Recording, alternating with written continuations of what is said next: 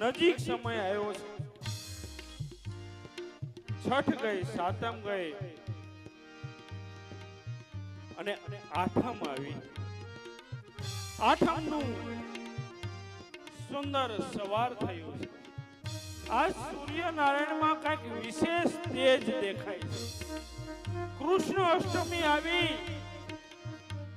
દિશાઓ સ્વસ્થ થઈ, ત્રિવિધ વાયુ વહી રહ્યો છે.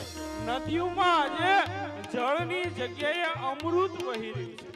પર્વતો પોતાની અકડાઈ છોડી છોડી અને આજે બધાય મથુરા આવી રહ્યા છે. આમ દેવતાઓએ જોયું કે આ તો કૃષ્ણ અષ્ટમી આવી.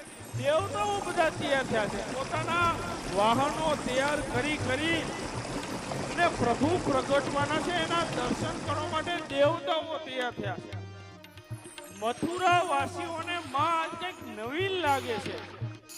મથુરામાં ખાડો ખોદે ને, ખાલી એમના ખાડો તો ખાડામાંથી મણિયું નીકળવા લાગે, કારણ કે મારો નાથ આજ આવવાનો. આમ દુશ્મન સામે મળે